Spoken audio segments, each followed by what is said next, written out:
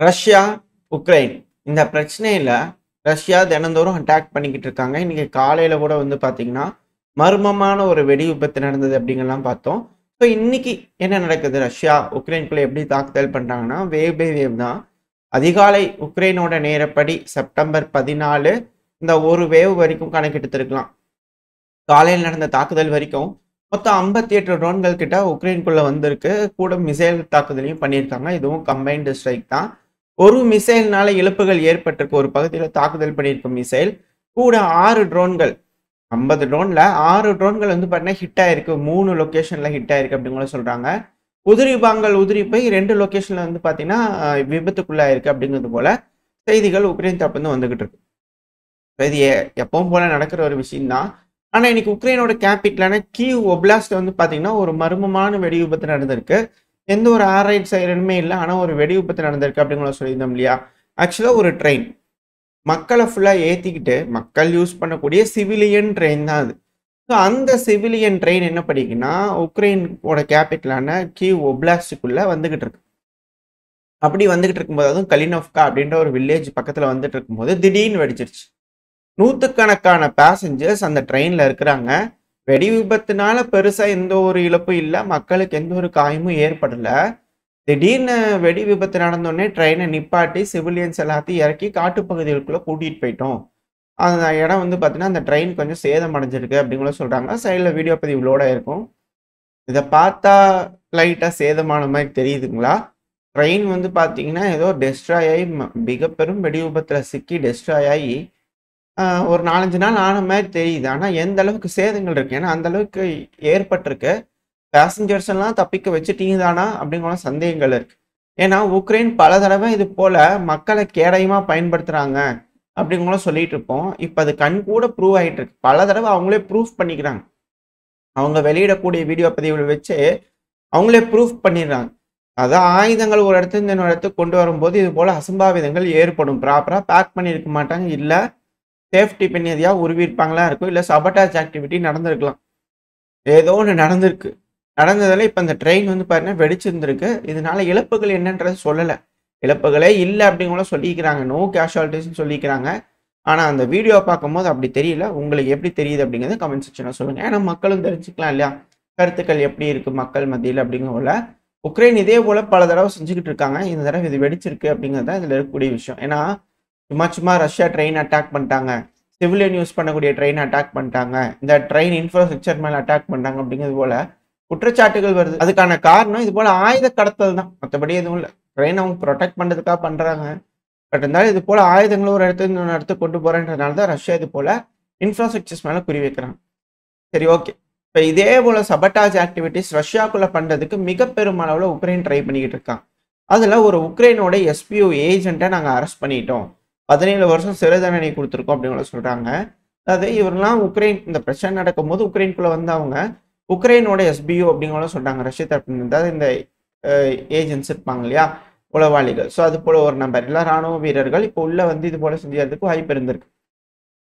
உள்ள இந்த கிரீமியாக்குள்ள இருக்கிறதுனால பிரச்சனையில இல்லாம இருக்கிறவங்க இல்ல ரஷ்யாவோட கட்டுப்பாட்டுக்குள்ள வந்ததுக்கு அப்புறம் இது போல நபர்கள்லாம் சைலண்டா சிவிலியன் அப்படிங்கிற ஒரு போர்வையில வந்து பாத்தீங்கன்னா இருக்கக்கூடிய ஸ்லீப்பர் செல் மாதிரி ரஷ்யாக்குள்ள இருக்கிறாங்கன்னு வச்சுக்கோங்க. இப்போ இவங்களுக்கு இன்ஸ்ட்ரக்ஷன் வந்திருக்கு. இவர் என்ன பண்ணிக்கிறாருன்னா வீட்லயே ஹோம்மேட் எக்ஸ்ப்ளோசிவ் வந்து பாத்தீங்கன்னா ரெடி பண்ணிக்கிட்டு இருக்காரு. இதனால கிரீமியால அசம்பாவிதங்களை ஏற்படுத்திடலாம் அப்படிங்கிறது போல. ஏன்னா இது போல ஸ்லீப்பர் செல்ஸ் எத்தனை பேர் எந்தெந்த பகுதிகளில் இருக்கிறாங்கன்னு தெரியல. உக்ரைன் மேற்குலக நாடுகள் ஒன்ஸ் இது எஸ்கலேட் ஆகுது, பெரிய பிரச்சனை வருது அப்படின்னா மிகப்பெரும் அளவில் இந்த ஸ்லீப்பர் செல்னால தலைவலி ஏற்படும் அப்படிங்கிற மாற்றுக்கருத்துல இப்ப இது போல நபர்களை அரெஸ்ட் பண்ணிட்டு இருக்காங்க ரஷ்ய தரப்பு. அதிகமான செய்திகள் வந்துகிட்டு இருக்கு. இது போல நபர்களை நாங்க அரெஸ்ட் பண்ணிக்கிறோம் அப்படிங்கிறது போல அதுல இது ஒரு செய்தி. கிரீமியான்ட்டுல பல பகுதிகள் இது போல அரெஸ்ட் பண்ணிட்டு தான் இருக்கிறாங்க ரஷ்யாவோட எஃப்எஸ்பி. சரி, ஓகே. தாக்குதல் நடக்குது. இது போல விஷயங்கள் சபட்டாஜ் ஆக்டிவிட்டிஸ்லாம் வந்து பார்த்தீங்கன்னா நடந்துகிட்டு இருக்கு. இப்போ களத்துல என்ன நடக்குது? களத்துல வந்து பாத்தீங்கன்னா ரஷ்யா எப்படி தாக்குதல் பண்றாங்கன்னா கொஸ்டான்டினிவ்கால அதிகப்படியான தாக்குதல் இருக்கு. அதாவது பல இடங்களையும் அட்டாக் பண்ணியிருப்பாங்க. இதுல அதிகப்படியான தாக்குதல் கொஸ்டான்டினிவ்கா. ஏன்னா இந்த இடத்துல குறவழி பிடிக்கிற மாதிரி ரவுண்டு கட்டி நிக்கிறாங்க. இது முடிஞ்சிச்சு அப்படின்னா நேரா ஸ்லோவியான்ஸ்க் கிரமாட்டாஸ்கோட பின்புறத்துல வந்துருவாங்க. ஆல்ரெடி லிமன்ல மேல இருந்து அட்டாக் பண்ணிட்டு இருக்காங்க. இப்போ இதோட பின்புறத்துல இருந்து அட்டாக் பண்ண ஆரம்பிச்சிருவாங்க. ஸோ இந்த கொஸ்டான்டினிவ்கால 1 மணி நேரமா ஷெல் பண்ணியிருப்பாங்க. குறைஞ்சது 1 மணி நேரமா ஷெல்லிங் நடந்திருக்கு. இல்ல 3 நபர்கள் வரைக்கும் இறந்திருக்காங்க, 7 நபர்கள் காயமடைஞ்சிருக்காங்க அப்படிங்கிறது போல உக்ரைன் தரப்பின் செய்திகள் வந்துகிட்டு இருக்கு. இழப்புகள் அதிகமா காட்டுற மாதிரி தெரியுது. ஏன்னா ஒரு நபர் இறக்குறாரு, 2 நபர் இறக்குறாங்க, 3 நபர் இறக்குறாங்க அப்படின்னா கொஞ்சம் இன்க்ரீஸ் ஆன மாதிரி தெரியுது. அட்டாக்கோட வீரியம் இன்க்ரீஸ் ஆயிருக்கு. அதைத்தான் உக்ரைன் இப்படி பாலிஷா சொன்னாங்களா அப்படின்ற கேள்விகள் இருக்கு. ஏன்னா இப்ப இந்த களம் சூடு பிடிக்க ஆரம்பிச்சிருக்கு. பெருமளவுல ரஷ்யா முன்னேறிட்டு இருக்கிறாங்க. அதுவும் ஜெப்பாட் எக்ஸைஸ்லாம் நடந்துகிட்டு இருக்கு. இப்ப இந்த சமயத்துல போலாண்டோட ராணுவ வீரர்கள் உக்ரைனுக்குள்ள வருவாங்களா இல்லையா அப்படின்ற கேள்விகள் இருக்கு. ஏன்னா தொடர்ந்து நாட்டோட ஸ்பேஸை வந்து எஸ்கலேட் பண்ணிட்டாங்க ரஷ்யா அப்படிங்கிற செய்திகள் இப்போ ஃப்ரீக்வெண்டா வர ஆரம்பிச்சிருச்சு. இதை நார்மலைஸ் பண்ண ட்ரை பண்றாங்களா அப்படின்ற கேள்வி இருக்கு. நார்மலைஸ்னா இனிஷியலா இருக்கும்போது கொஞ்சம் பதட்டம் அதிகரிக்கும். அதுக்கப்புறம் வந்து பாத்தீங்கன்னா இது காமன் தான், ஒன்றும் பிரச்சனை இல்லை அப்படிங்கிறது போல ஒரு டைமும் ரஷ்யா உக்ரைனை தாக்குதல் பண்ணும்போது இது போல F-16 டேக் ஆஃப் பண்ணி ஆல்ரெடி நார்மலைஸ் பண்ணி பழகி இருக்கிறாங்க. டேக் ஆஃப் பண்ணி பழகினாங்க. இப்ப இதுக்கு மேல உக்ரைனுக்குள்ள இருக்கக்கூடிய ட்ரோன்களை சுட்டு வீழ்த்துவாங்களா அப்படின்ற கேள்விகள் இருக்கு. அதுக்கு செப்டம்பர் 18 போலாண்டோட வீரர்கள் வருவாங்க அப்படிங்கிற சொல்றாங்க. சிலர் மறுக்கிறாங்க, போலாந்து தரப்பு வந்து இல்லைன்றாங்க. ஆனா வருவாங்க அப்படிங்கிற ஒரு செய்திகளும் வந்துகிட்டு தான் இருக்கு. இது எப்படி அணுகிறது அப்படிங்கிறது தெரியல. வெயிட் பண்ணி தான் பார்க்கணும். செப்டம்பர் 16 ஒரு வேளை வராங்க அப்படின்னா, போலாந்து தரப்பு வந்து மிலிட்டரி வீரர்கள் உள்ள வராங்க, அபிஷியலா வராங்க அப்படின்னா அது சிக்கல் தான். இவங்க என்ன சொல்றாங்கன்னா, ஜாயிண்டா வந்து ஏர் டிஃபென்ஸை எஃபோர்ட் போட்டு தடுத்து நிறுத்துறதுக்காக பெலரூஸ் போலாண்டோட பார்டருக்குள்ள வந்துடக்கூடாது, பெலரூஸ் வழியாகவும் உக்ரைன் வழியாகவும் வந்துடக்கூடாதுக்காக உக்ரைன்லேயே வச்சு தடுக்கிறதுக்காக அவங்க ராணுவத்தை ட்ரைனிங் பண்ணுறதுக்கு அனுப்புறதா சொன்னாங்க. பட் அதை ரஷ்யா கேட்பாங்களா அப்படிங்கிற கேள்வி இருக்கு. அது மட்டும் இல்லாமல் ஜெப்பாட் எக்ஸைஸ் சீரும் சிறப்புமா நடந்துகிட்டு இருக்கு. இதே போலாண்டோட பார்டர் பகுதி பெலரூஸ்ல தான் வந்து பார்த்தா நடந்துட்டு இருக்கு. பெலரூஸ் லித்துவேனியா அந்த பகுதி தான் நடந்துட்டு இருக்கு. ஸோ இதுல பேராட்ரூப்பர்ஸ் மிக பெருமளவில் பெர்ஃபார்ம் பண்ணிட்டு இருக்கிறாங்க. பல வகையான ஆயுதங்கள், அதுவும் கின்சால் மிசைலாம் வந்து பார்த்தீங்கன்னா இந்த ட்ரில்லில் இருக்கு. இது மட்டும் இல்லாமல் அதுவும் ரஷ்யாவோட ஏர்ஃபோர்ஸ் வந்து பார்த்தீங்கன்னா பெருமளவில் இன்வால்வ் ஆயிருக்காங்க. ஏர்ஃபோர்ஸ், கிரவுண்ட் ஃபோர்ஸ், நேவல் ஃபோர்ஸ்னு முப்படைகளும் கலந்து இந்த இடத்துல வந்து பார்த்தீங்கன்னா மிக பெருமளவில் ட்ரில் பண்ணிட்டு இருக்காங்க. இதில் ஜெப்பாட் 2025ல ஏர் ஸ்ட்ரைக்லாம் பண்ணால் எப்படி நம்ம டிஃபெண்ட் பண்ணுறது, நம்ம எப்படி ஏர் ஸ்ட்ரைக் பண்ணுறது நேட்டோ அலைஸ்ல மேலே அப்படிங்கிற போல ட்ரில்ஸ்லாம் பண்ணுறாங்க. பசிபிக் ஃப்ளீட்ல வந்து பார்த்தீங்கன்னா ஒரிஷ்னிக் மிசைலை வந்து எப்படி யூஸ் பண்ணலாம் அப்படிங்கிறது போலாம் ஷெட்யூல் பண்ணி அதுக்கான வேலைகள் நடந்துகிட்டு இருக்கு. இது போல சீரும் சிறப்புமா பிரம்மாண்டமான ஒரு எக்ஸசைஸ் இந்த பெலரூஸ்ல வந்து பண்ண நடந்துகிட்டு இருக்கு. இப்ப இது மிக பெரும் அளவில் பேனிக்கை ஏற்படுத்திக்குது. அதுவும் குறிப்பா ஜெர்மனிலாம் பயங்கரம் புளிய கரைச்சிருக்கு. இதுல திரும்பவும் நம்மளை சொல்ல ஆரம்பிச்சிட்டாங்க. ஏங்க உங்களுக்கு ஒரு விஷயம் தெரியுமா, இந்த பெலரூஸ்ல நடக்கிற ட்ரில் ஜெப்பாட் ட்ரில்லில் ரஷ்யாவும் பெலரூஸ் மட்டுமே இதில் பார்ட்டிசிபேட் பண்ணல. அதாவது நம்மளுக்கு எகெயின்ஸ்டா ஜெர்மனியோட மீடியாக்கள் நாட்டோவுக்கு எகெயின்ஸ்டா தான் இந்த ட்ரில்லே நடக்குது. இந்த ட்ரில்லில் இவங்க மட்டும் இல்லாமல் இன்னும் பல நாடுகள் இருக்காங்க, அதில் இந்தியாவும் இருக்கு அப்படிங்கிறது பண்ண இந்த ஜெர்மனி மீடியாக்கள் நம்மளையும் தேவையில்லாமல் சொல்றாங்க. நம்மளோட நேமை வந்து பார்த்தீங்கன்னா ஹைலைட் பண்ணி காட்டுறாங்க. அதுவும் 65 நபர்கள் கிட்ட, அது நம்ம 2 நாளைக்கு முன்னாடியே நம்மளோட மினிஸ்ட்ரி ஆஃப் டிஃபென்ஸ் தரப்பு வந்து தகவல்லாம் வந்துருச்சு. 65 நபர்கள் கிட்ட வந்து பார்த்தீங்கன்னா நம்ம பார்ட்டிசிபேட் பண்ண போறோம். வெறும் 65 நபர்கள் தான் பார்ட்டிசிபேட் பண்றாங்க. இது ஏன் ரொம்ப ஹைலைட் பண்றாங்க அப்படிங்கிறது தெரியல. அவங்க சொல்ற வரைக்கும் இந்தியா பார்ட்டிசிபேட் பண்ணுதா, இப்போ நேட்டோக்கு எகெயின்ஸ்டான அட்டாக் பண்ணக்கூடிய ரஷ்யாவோட ட்ரில்லுக்கு இந்தியாவும் சப்போர்ட் பண்ணி ராணுவத்தை அனுப்புவாங்களா அப்படிங்கிற பல கேள்விகள் அவங்களுக்குள்ள கேட்டுட்டு இருக்காங்க. எதுக்காக இந்த மாதிரியான ஒரு விஷயம் அப்படிங்கிற கேள்விகள் இருக்கு. இந்த எக்ஸசைஸ் வந்து பார்த்தீங்கன்னா 10லேருந்து 16ஆம் தேதி வரைக்கும் ஷெட்யூல் ஆயிருக்கு. இதுல 57 ராணுவ வீரர்கள், அதாவது நம்மளோட வீரர்கள் 10ஆம் தேதியிலிருந்து 16ஆம் தேதி வரைக்கும் இந்த பார்ட்டிசிபேட் பண்ணதுக்காக இருப்பாங்க.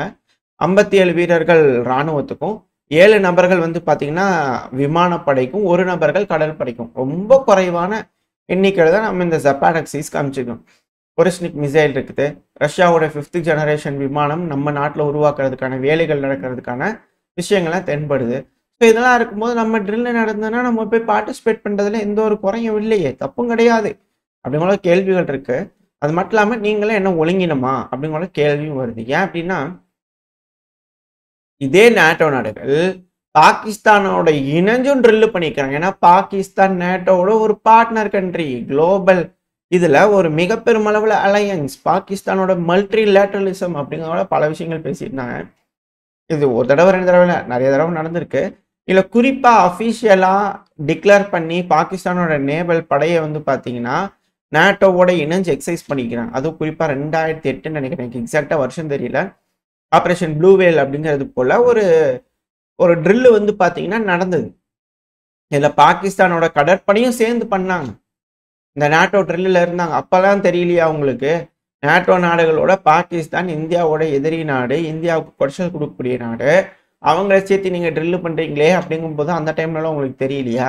இப்ப நாங்க வந்து ஜப்பான் எக்ஸைஸ்ல பார்ட்டிசிபேட் பண்ணா மட்டும் உங்களுக்கு கஷ்டமா தெரியுதா? அப்படிங்கிற நியாயமான கேள்விகள் பல அனலிஸ்ட்குள்ள இருந்து வந்துட்டு இருக்கு. இதுன்ட்டு இல்ல, பல விஷயங்கள் இருக்கு. நான் உங்களுக்கு பாகிஸ்தான் மட்டும் எடுத்து ஹைலைட் பண்றது. இன்னும் பல நாடுகளோட ட்ரில் பண்ணிக்கிறாங்க. பட் இருந்தாலும் சொல்ல வரேன். இவங்க பண்ணா சரி, மத்தவங்க பண்ணா தப்பாயிடுச்சா? அப்படிங்கிற கேள்விகள் வருது. அது மட்டும் இல்லாம இந்த ஈரோப்பை பொறுத்த வரைக்கும் எஸ்கலேஷன் மட்டும் இல்ல, மக்கள் மிக பெருமளவுல போராட்டங்கள் பண்ணிட்டு இருக்காங்க பல இடங்கள்ல. பிளாக் த கண்ட்ரின்னு பிரான்ஸ்ல நடந்தது. இப்ப நாடே பிளாக் ஆகி போச்சு யூகேல. அந்த அளவுக்கான ப்ரொடெஸ்ட். குறைஞ்சது 1,00,000 இருந்து 1,50,000 மக்களாவது வந்து பண்ண ப்ரொடெஸ்ட் பண்ணியிருப்பாங்க அப்படிங்கிற சொல்லப்பட்டு வருது. ஏன்னா இல்லீகல் இமிகிரன்ஸ் நாட்டுக்குள்ள வந்துடுறாங்க. ஸ்டாப் த போட் அப்படிங்கிறதோட வந்து பார்த்தீங்கன்னா இவங்க ப்ரொடெஸ்ட் பண்ணிட்டு இருக்காங்க. இல்ல பல நாடுகள்ல இருந்தும் சப்போர்ட் பண்ணிட்டு இருக்காங்க அப்படிங்கிற சொல்றாங்க. மொத்தம் 26 போலீஸ் கிட்ட காயமடைஞ்சிருக்கலாம் இந்த ப்ரொடெஸ்ட்னால அப்படிங்கிற சொல்றாங்க. ஆன்டி மைக்ரேஷன் ப்ரொடெஸ்ட் அப்படிங்கிறத நடந்துகிட்டு இருக்கு. ஸோ இது காலையின்ற அரசாங்கம் என்ன மாதிரியான முடிவுகள் எடுக்க போறாங்க அப்படிங்கிறத வெயிட் பண்ணி பார்க்கலாம். அதே போல வந்து பார்த்தீங்கன்னா மாசான ஒரு ப்ரொடெஸ்ட். ரிசைன் பண்றியா இல்லையா, ஆட்சியை கவிழ்க்கிறியா இல்லையா அப்படிங்கிற பல்கேரியால பயங்கரமான ப்ரொடெஸ்ட் வந்துட்டு இருக்கு. அதுக்கான காரணம் யூரோப்பியன் யூனியன்.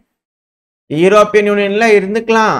ஆனா ஈரோவை கரன்சியா நம்ம யூஸ் பண்ண மாட்டோம். ஈரோவை மட்டுமே கரன்சியா யூஸ் பண்ணக்கூடாது. நம்ம நாட்டுக்குன்னு ஒரு கரன்சி இருக்குல்ல, பல்கேரியன் லெவ் அவங்களோட கரன்சியோட பேரு.